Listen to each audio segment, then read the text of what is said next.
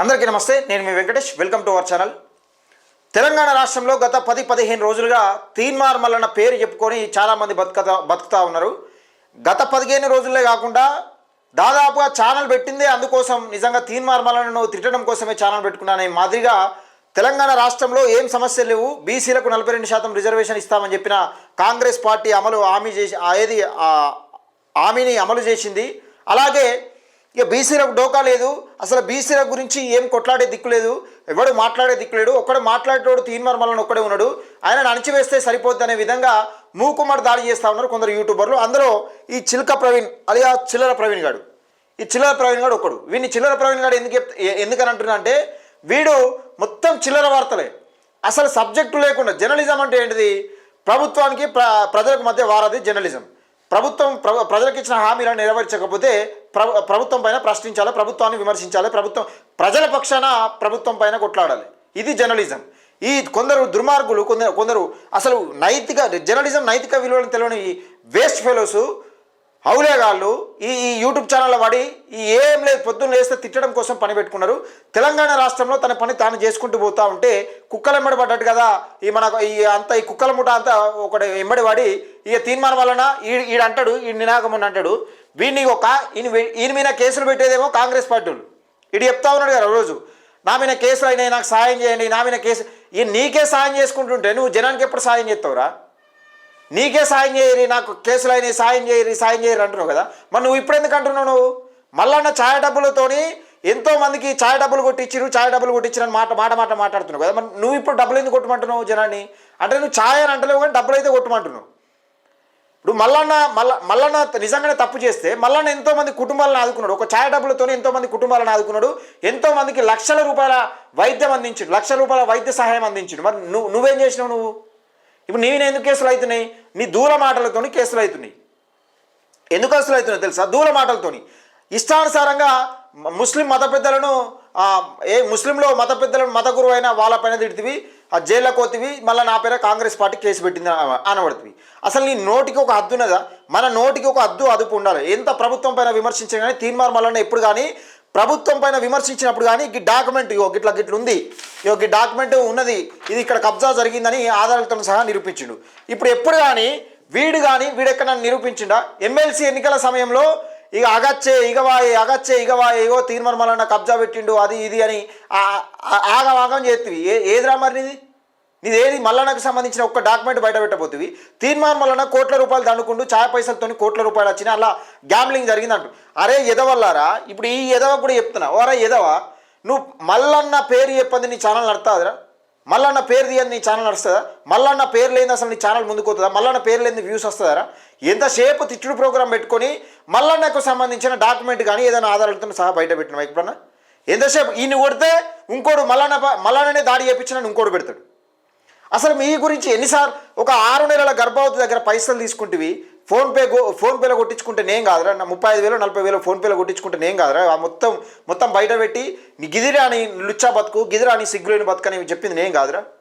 కొంచెమన్నా సిగ్గుశరం ఉన్నా అదేమన్నా? ఆమెతో కూడా మాట్లాడిస్తే కాదురా? ఎందుకు దిగజారుతున్నా? ఇంత చిల్లరగా ఎందుకు దిగజారుతున్నా? అసలు ప్రజలకు అక్కడికొచ్చే మాట మాట్లాడుతున్నావు ఏమన్నా? తీన్మార్ మల్లన్నట సీసీటీవీ ఫుటేజ్ మొత్తం మాయం చేయడానికి సిద్ధంగా ఉన్నాడు. అరే దిక్కుమాలనోడా, తీన్మార్ మల్లన్న కొట్లాడే కాంగ్రెస్ ప్రభుత్వం రెడ్డి ప్రభుత్వానికి వ్యతిరేకంగా కాంగ్రెస్ ప్రభుత్వం పైన కొట్లాడుతూ ఉన్నాడు.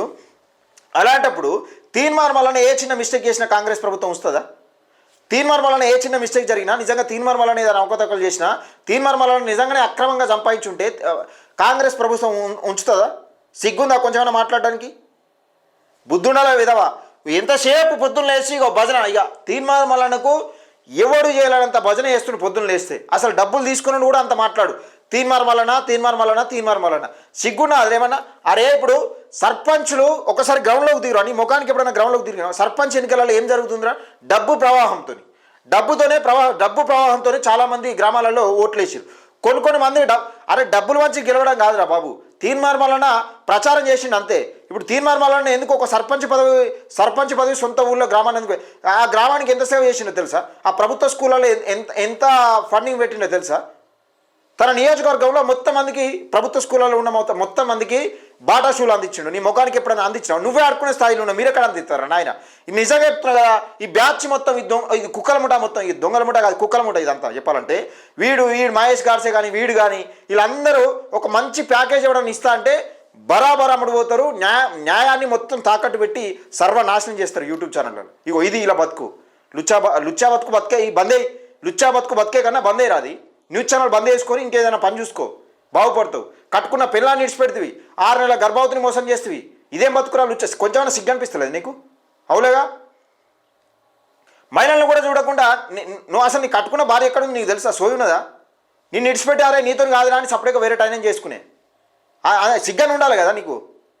అరే నా ఇంట్లోనే సక్కాలేదు, నేను వేరేటోని గురించి ఏం మాట్లాడుతున్నా, కొంచెమైనా సిగ్గు ఉండాలి కదా. బుద్ధులేనేదవా ఈడు మాట్లాడుతూ ఉంటాడు. తీన్మార్ మల్లన్న అరే తీన్మార్ మల్లన్న ఓడిపోవడం కాదురా, తీన్మార్ మల్లన్న సర్పంచ్ పదవి కాదు విషయం. మల్కాజ్గిరిలో సిట్టింగ్ ముఖ్యమంత్రి అయిన తర్వాత సిట్టింగ్ స్థానం ఎంపీఏ ఓడిపోయిండు. కొడంగల్లో ఎన్నో స్థానాలు వీకినాయి. రేవంత్ రెడ్డి ముఖ్యమంత్రి ఇలాకలనే కొన్ని స్థానాలు వీకినాయి. చూస్తున్నావు ఈరోజు V6 వరకు వచ్చింది కదా, సగం స్థానాలు బీసీలకు గెలుచుకున్నారు. అది బీసీలకు జరుగుతున్న అన్యాయాన్ని చెప్పరా అంటే నువ్వు తీన్మార్ మల్లన్న నువ్వు బీసీలకు ఏం చేస్తున్నావు చెప్పు. ఎంతసేపు ఆ విషాదం కానీ డైరెక్షన్ అని నడిపించడం తప్పితే వేరే ఏమైనా మాట ఉన్నదా నీకు? ఆ విషాదం కాదు ఎట్లా చెప్తాట్లా వీనికట వరంగల్ తూర్పు 5వ టికెట్ కావన్నట. కడియం శ్రీహరి కంచెలు పోటీ చేసిండు, ఆ టికెట్ కావన్నట్టు. నీ ముఖానికి ఇప్పుడు నువ్వు డబ్బులు తీన్మార్ మల్లన్న ఛాయ పైసలు అడుక్కుని అంటున్నావు కదా, నువ్వు కూడా అడుక్కునే డబ్బులేరా? నా మీద కేసులు నువ్వేం జనం కోసం కొట్లాడి కేసులు పెట్టుకున్నావు? దూర మాటలతోని ఈయన తిట్టడము, ఏదైనా ప్రజలకు అక్కడికి వచ్చే మాట. 42% రిజర్వేషన్ల గురించి నీ వైఖరి ఏంది చెప్పురా? అవులేగా, కొంచెమైనా బుద్ధున్నా అదరా ఏమైనా మాట్లాడడానికి? 42% రిజర్వేషన్ వీళ్ళందరూ కలిసాట ఏది సాయేశ్వరాచారి మరణం గురించి. అరే ఆ సాయేశ్వరాచారి గొప్ప త్యాగం చేసిండు, అట్లా చేయొద్దు, తప్పు. అది ప్రాణాలు తీసుకోవడం అనేది తప్పు. కానీ గొప్ప సాయాన్ని కూడా వక్రీకరించి చూపెట్టిరు. మీ ముఖాలకు ఆడిపోయి మీరాడక తింటుర్రు. మీ ముఖాలకు ఆడిపోయి కనీసం ఒక వీడియో కవరేజీ లేకపోతే ఒక పాడమోసిన దాఖలాలు ఉన్నాయారా? కనీసం వాళ్ళ భార్యను పరామర్శించిన దాఖలాలు ఉన్నాయారా? సిగ్గు తప్పనే ఏదవల్లారా? కొంచెమైనా బుద్ధి ఉండాలి మాట్లాడడానికి. బుద్ధి సిగ్గు మానం ఏమైనా ఉండాలి. మనం ఒక పుట్టుక పుడితే, ఒక మనిషి పుట్టుక పుడితే మనం ఎట్లా మాట్లాడాలి, ఏం కథ?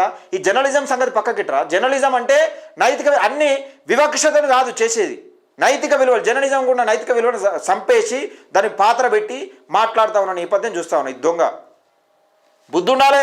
కేసులు పెట్టేదేమో కాంగ్రెస్ పార్టీ మీద, దుమ్మెత్తి పోసేదేమో తీన్మార్ మల్లన్న మీద. ఎట్లా పాసిబుల్ అవుతుందిరా? తీన్మార్ మల్లన్న పొద్దున్న లేస్తే తీన్మార్ మల్లన్న. దయచేసి మిత్రులారా, ఈ దొంగల ముఠాకు ఎవడు కూడా ఇలా దేక్తలేడు. బీఆర్ఎస్ పార్టీని జోకిండు కొన్ని రోజులు ఆర్ఎస్ ప్రవీణ్ కుమార్ను జోకిండు. ఆర్ఎస్ ప్రవీణ్ కుమార్ జోకితే అరే బాబు నువ్వు చిల్లర కానీ నువ్వు పక్కకు జరగరా అని చెప్పిండు. ఇప్పుడు ఈడేదో డిఎస్పీ పార్టీని మెల్లంగా ఏదో ఏం చచ్చిపోయినా అని నువ్వు ఏం లేపాలన్నా నిన్ను ఎవడు పట్టించుకోడు, నిన్ను ఇళ్ళకు కూడా రానియరు. నీకు అంత సీన్ లేదు. నువ్వేమో ఎమ్మెల్యే క్యాడర్ మల్లన్నను విమర్శించినప్పుడు ప్రతి ఒక్కడు ఏం లేదంటే తమ్లైన్ పెట్టాలి, మల్లన్నని తిట్టాలి, ఫేమస్ కావాలి. ఇదే పనులు ఉన్నారు అంతే. తమ్లైన్ పెట్టాలి, 4 మాటలు మాట్లాడాలి, మల్లన్న తిట్టాలి, ఫేమస్ కావాలి అంతే. అరే బలై తిడతాను ఏం తిట్టడమేంద్రా? నువ్వు ఏమైనా ఉంటే ఆధారాలు బయట పెట్టు. మల్లన్నకు సంబంధించిన ఏదైనా ఆధారాలు ఉంటే ఫోన్పే, గూగుల్ పే ద్వారా నిజంగానే తీన్మార్ మల్లన్నకి ఇంత ట్రాన్సాక్షన్ జరిగింది, ఇలా అవినీతి చేసిండు, తీన్మార్ మల్లన్న అక్రమంగా సంపాదించిన ఏదైనా ఉంటే డేటా పెట్టరు. సోయలేని సన్నాసులారా, ఒక్క వీడియో చేసినందుకే భయపడి అట్రాసిటీ కేసు పెడతా అన్న దొంగ నువ్వు జర్నలిజం కూడా మాట్లాడి చిల్లరగా. ఒక స్వామీజీ దగ్గర ఒక పిల్లగాడు వీని ఆఫీస్ అని తెలియక ఒక చిన్న రాయి ఇసిరేస్తే అదే చిన్న పర్సనల్ ప్రాబ్లం, వీని ఆఫీస్ అని కూడా తెలియదు. ఆ రోజే ఈడు ఆఫీస్ పెట్టుకున్నాట, రాయి పెడితే ఆయన 82,000 అడిగింది దొంగ. ఈడు ఆ స్వామీజీతో నేను డైరెక్ట్ మాట్లాడినా. ఆ పెద్ద ఆయన ఒక ఆయన మా పిల్లలకి ఏం తెలియక కూలి పని చేసుకుంటూ ఆ పెద్ద ఆయనతో మాట్లాడితే 82,000 అడిగింది దొంగ. ఈడు ఎంతసేపు సెటిల్మెంటు దందాలు ఇవేనా రా నీ బతుకు మొత్తం? కొంచెమైనా సిగ్గు అనిపిస్తలేదా?